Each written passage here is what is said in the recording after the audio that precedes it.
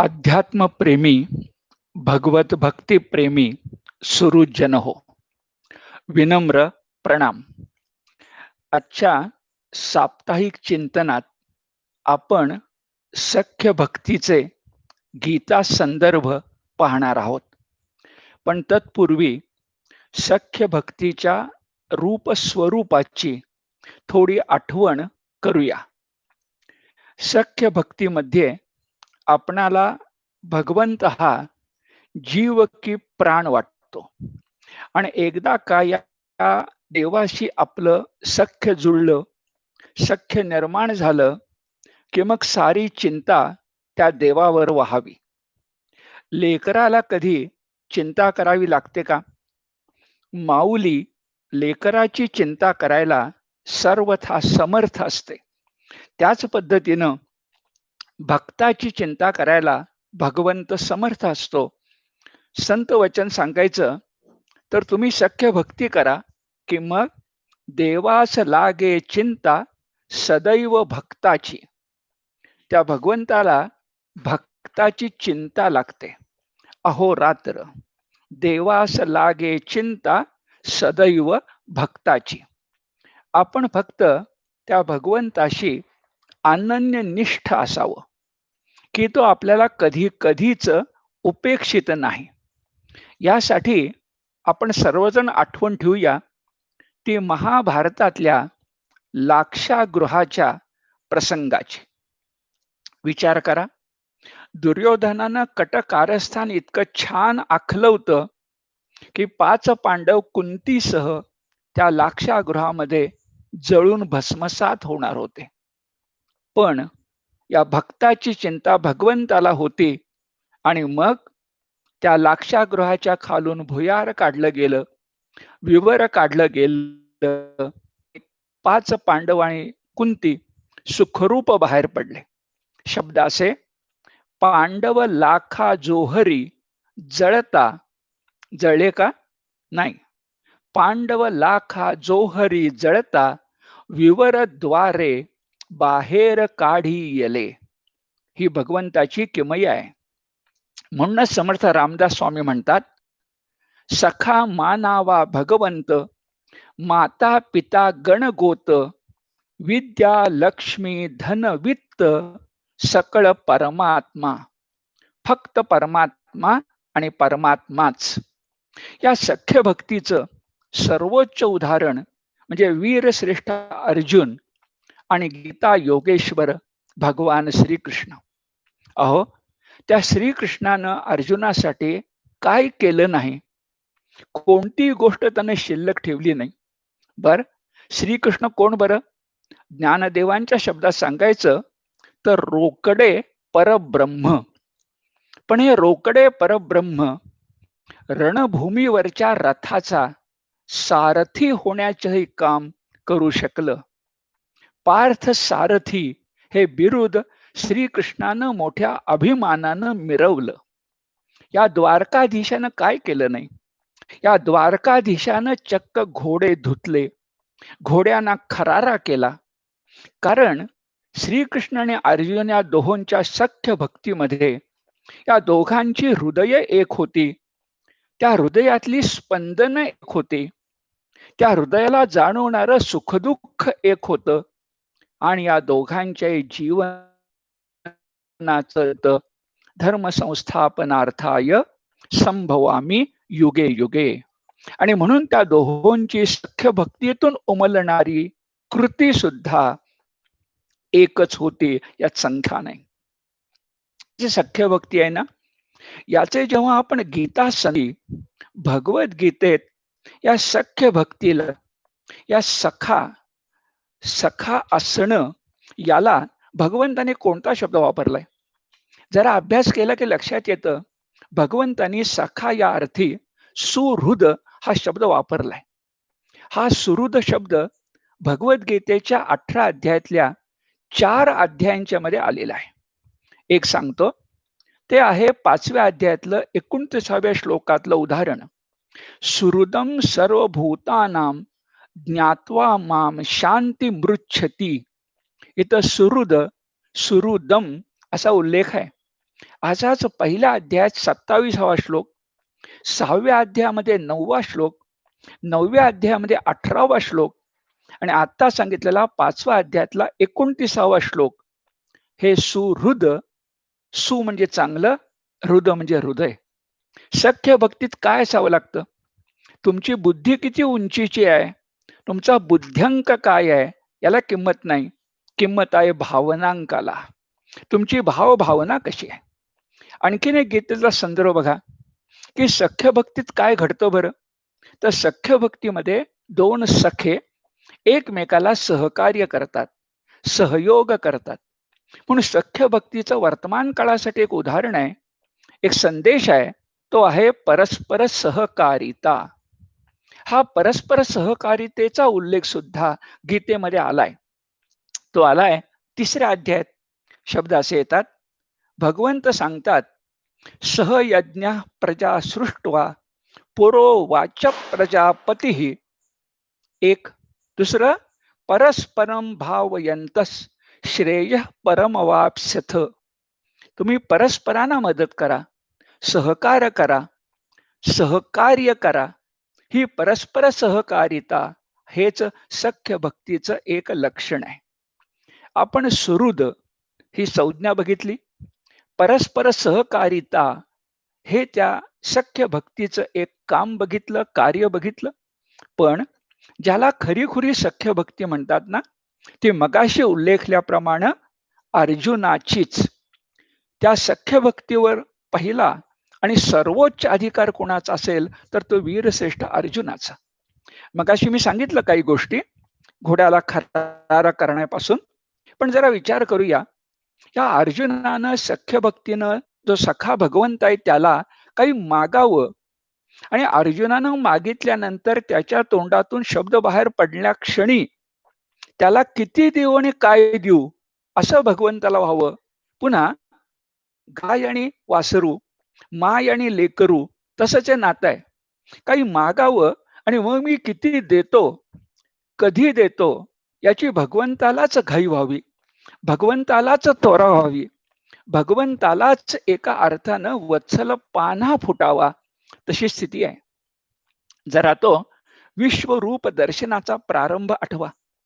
भक्तश्रेष्ठ अर्जुन योगेश श्रीकृष्णाला म्हणाला, हे भगवंता, तुम्ही जे आतापर्यंत अध्यात्मविषयक गूढ ज्ञान सांगितलं ना, ते मी कान देऊन ऐकलं. तुम्ही तोही माझ्या लक्षात आला. पण हे देवाधिदेवा, तुम्ही आत्ता मला जे तुमचं स्वस्वरूप सांगितलं ना, ते मी ऐकलं. पण प्रत्यक्ष डोळ्यांनी मला पाहता येईल का? हे योग योगेश्वरा, तुमचं ते रूप स्वरूप पाहण्याची मला इच्छा आहे.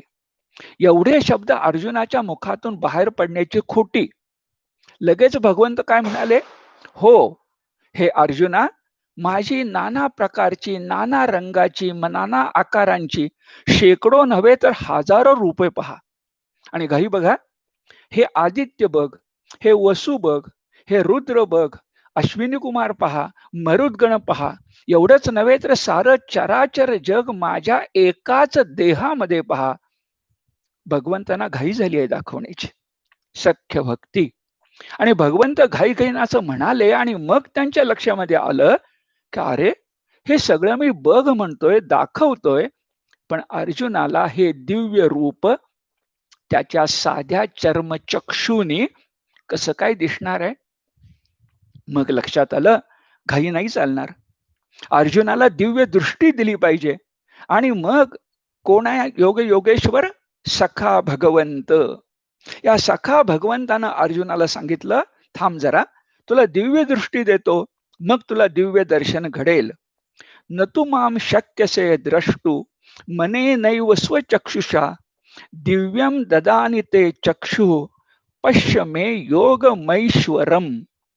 अरे, तुला दिव्य दृष्टी देतो आणि मग माझं तू योगातून जन्मलेलं ईश्वराचं जे ऐश्वर ते पाहू शकशील. इथं दोन शब्दाचा थोडा फरक लक्षात घ्या. संस्कृत मधली संज्ञा वापरायची तर ऐश्वर, ऐश्वर्य नाही, ऐश्वर ही संस्कृत संज्ञा आहे. ईश्वराचे जे. आणि मराठीत आपण ऐश्वर्य या अर्थी ऐश्वर्य योग म्हणतो, ते काही चूक नाहीये. मराठी भाषेच्या वळणाशी प्रकृती ते सुसंगत आहे. पण हे विश्वरूप दर्शन म्हणजे आचार्य विनोबा भावे म्हणतात तसं प्रातिभ दर्शन आहे. कोणत्या अर्थानं प्रातिभ? भगवंतानं दाखवलं ते प्रतिभेनं, अर्जुनानं पाहिलं ते प्रतिभेनं, आणि व्यासाने ग्रथित केलं तेही प्रतिभेनं. ही प्रतिभा नसती ना, तर विश्वरूप दर्शनाचा तो विराट खेळ 5,000 वर्षांनी सुद्धा तुम्हाला मला अनुभवता आलाच नसता. पण ते सारं दर्शन घडलं. सख्य भक्तीतून भक्तश्रेष्ठ अर्जुनाच्या डोळ्याचं पारणं फिटलं. पण तो चकित झाला, आनंदित झाला, उत्कंठित झाला, आणि तितकाच तो भय व्याकुळही झाला. हा सखा पार्थ सारथी श्रीकृष्णाला ओळखू लागला की आता कृष्ण कृष्ण नाहीये, तो विश्व चालक आहे, विश्व निर्माणक आहे, विश्व व्यापक आहे, आणि विश्व विनाशकही आहे. माझा श्रीकृष्ण फक्त परम दयाळूच नाहीये, तो तसा आहेच, पण त्याचबरोबर तो कृतांत काळ असा श्रीकृष्ण सुद्धा आहे. ती दोन्ही रूप एकरस आहेत, एकरूप आहेत, नव्हे एकात्म आहेत. आणि मग वर्णन येतं, सखा भगवंत कशा रूपामध्ये अर्जुनाला दिसला? तर भगवंताच्या ठाई अनेक मुख आहेत, असंख्य नेत्र आहेत. त्याचं तेज तर असं की एकाच वेळी आकाशामध्ये हजारो सूर्य प्रकाशित व्हावेत, आणि तेज एकवटेल तेवढं तेज भगवंताचं आहे. त्याच्या एकाच देहामध्ये ब्रह्मदेव आणि शिवशंकर आहे, ऋषी गण आणि देवांचे समुदाय आहेत, भूत विशेष आहेत आणि प्राणी विशेषही आहेत. या विश्व देवाला पाहून सिद्धांचे संघ स्वस्ती वचन म्हणतायत, तर भयभीत झालेले राक्षस गण हे दश दिशांना पळ काढतायत. एवढंच नव्हे, तर ज्यांना मी कसं मारू हा प्रश्न मला पडला होता. अर्जुनाला जाणवतंय विश्वरूप दर्शन घेताना, मी यांना कसं मारू असा मला प्रश्न पडला होता. ते धृतराष्ट्राचे पुत्र सारे कौरव, त्यांचा जिवलग मित्र कर्ण, त्यांचा शालक जयद्रथ, एवढंच नव्हे तर पितामह भीष्माचार्य आणि गुरुवर्य द्रोणाचार्य हे सुद्धा काल भैरवाच्या अग्नितप्त मुखात म्हणजे भगवंताच्या ठाई प्रवेश करतायत. यांना भगवंतांना आधीच मारून टाकलंय. आता मला फक्त भगवंताच्या हातातील निमित्त मात्र साधन व्हायचंय.